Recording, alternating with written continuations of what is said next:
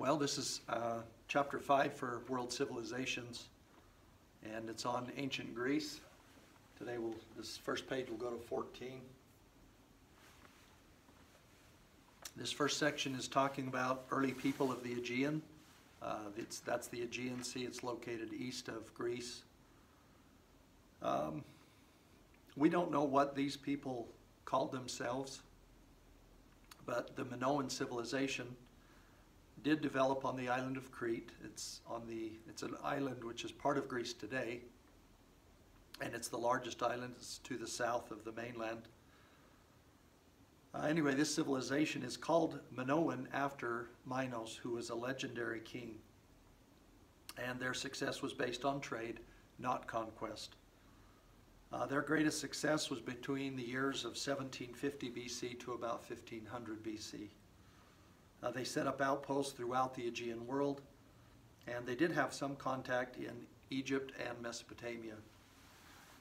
So on the map, farther south and a little bit to the east would be Egypt, and farther east would be the area of Mesopotamia. This right here is modern-day Turkey. We'll reference this. The city of Troy, we'll reference that a little bit later in our notes. Okay. The capital city was Knossos. That was the Minoan capital city, and it was also the location of their royal palace. This part right here, in loading this picture, I'm not sure if that's an actual remnant or if it's a recreation to show us how they built things and what they looked like.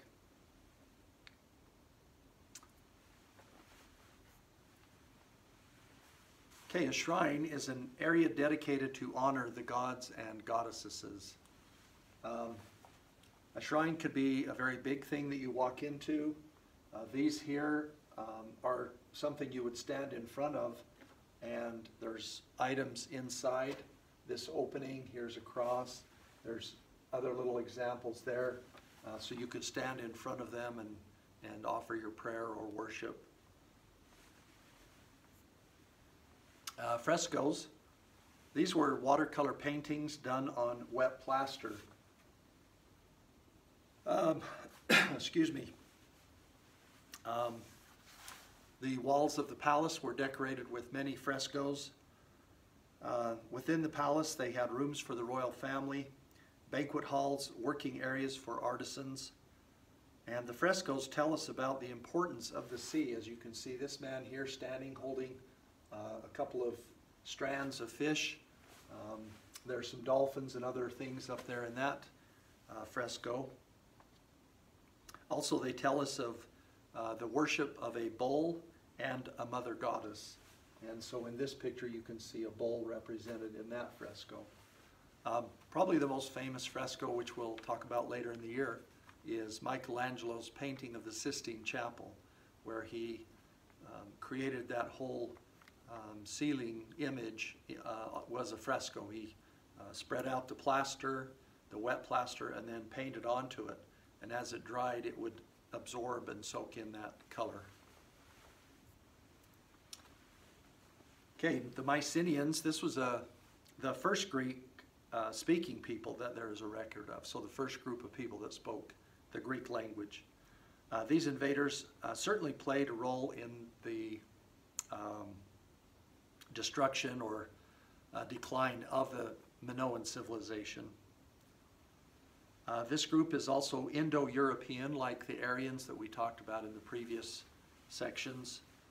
They imitated Minoans in things like trade, manufacturing, and the art of writing.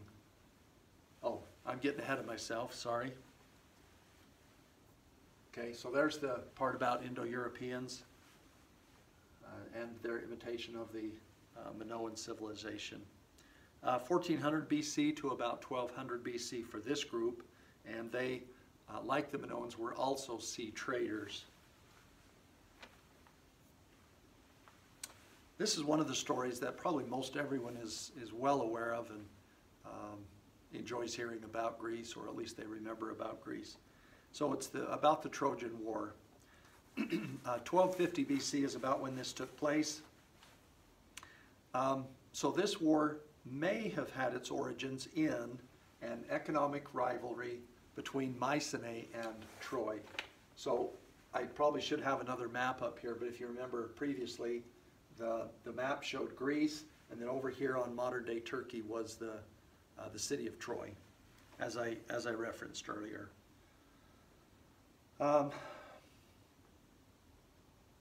Let's see. So Troy controlled two straits. A strait is a narrow water passage, and those two straits link the Mediterranean with the Black Sea. They're called the Bosporus and the Dardanelles. Those are the two straits. In between them is the Sea of Marmara. I think we'll see a picture of that here in a little bit. Greek legend attributes the war to a more romantic cause, however. So there was the Trojan prince Paris. He kidnapped Helen, who was the beautiful wife of a Greek king. The Myceneans sailed to Troy to rescue her. After 10 years of fighting, the Greeks seized Troy and burned it to the ground. So I think they were kind of, losing ground. Maybe they weren't able to be successful. They maybe didn't think they would be successful. And so what happened was they maybe discussed with the Myceneans, or the people of Troy. Maybe they said, okay, we're surrendering, we're done, you're far more powerful than us, whatever. Anyway, this horse was built as a gift, and it was then rolled in front of the gate, and it was filled with soldiers. Now this one is a recreation. I can't tell for sure if that's somebody climbing, but you could get quite a few people inside that, especially if the legs were hollow and up into the neck and the head.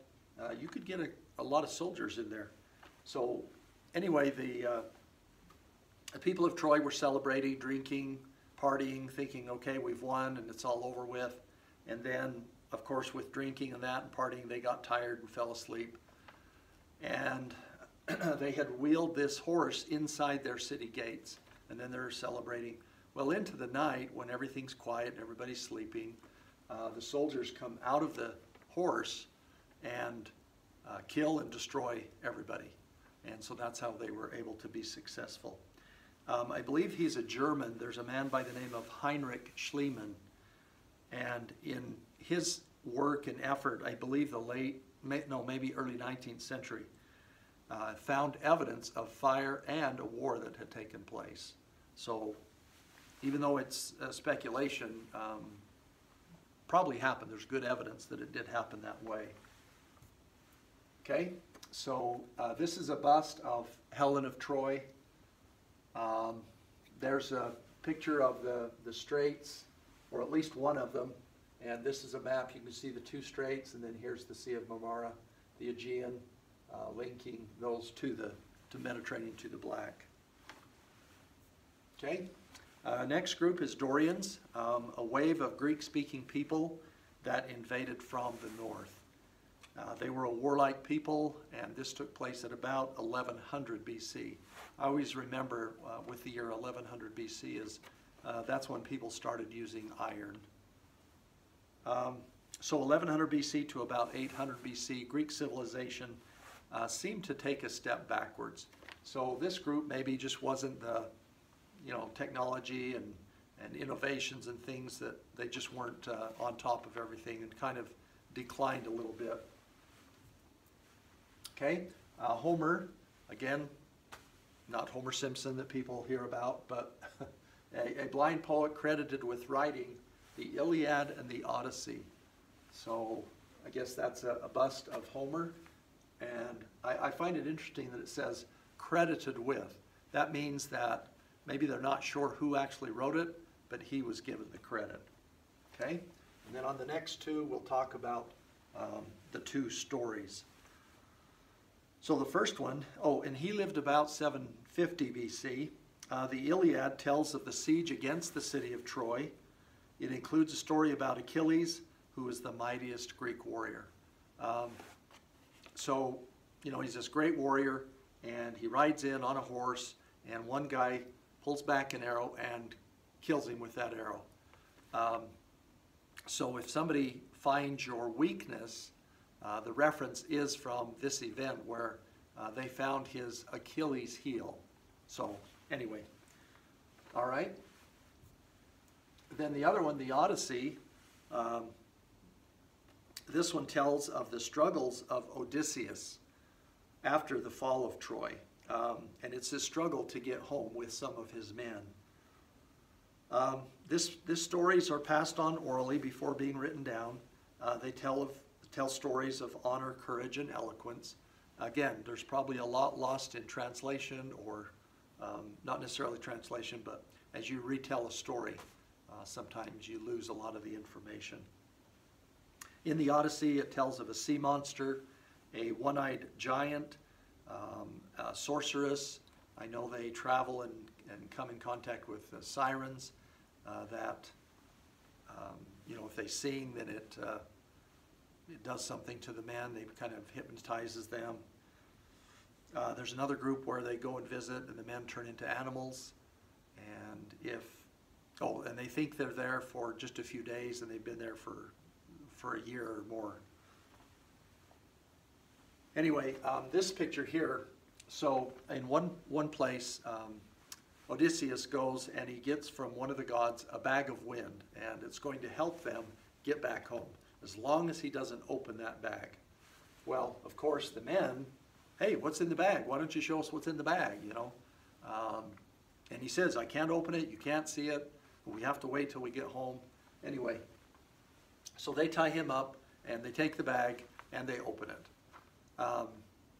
Well, it blows them clear off course and way back, and then they have to work their way back home again. If they had just left the bag alone, they would have made it. Okay, the next section talks about the rise of the Greek city-states. So a city-state is a small independent settlement. These developed because of the rugged terrain of Greece. You have a settlement or a village, a city, and it's independent. It's like its own country, even though it's just a small city. And again, it's because they developed and they were isolated. They were isolated by mountains, islands, water. There's a story I tell in geography.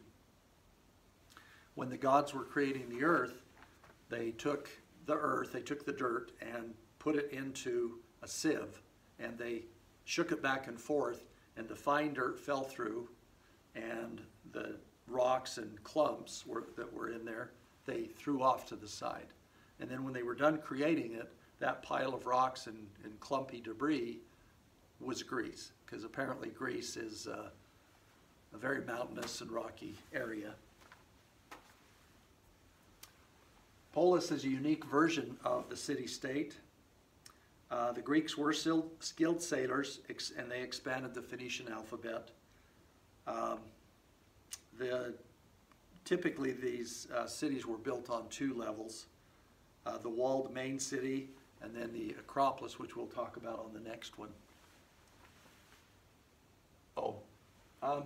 There's a geography video that I show where a lady is narrating and taking you on a visual tour, and she stands somewhere like this at this amphitheater, and then there's somebody clear up here.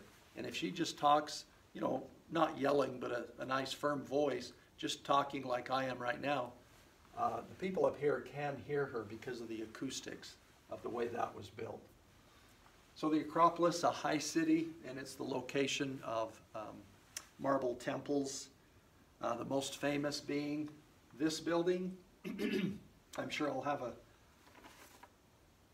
something on it later, but anyway, it's the Parthenon, and it's fallen into disrepair. They have made efforts to try to get it back to its original state. And if you ever want to go see, without leaving the United States, what that looks like, you could go to Nashville, Tennessee, and there's an actual sized Parthenon in Nashville, Tennessee. That would be cool to see, I think. Okay, and that should be the end of page 1. Thank you.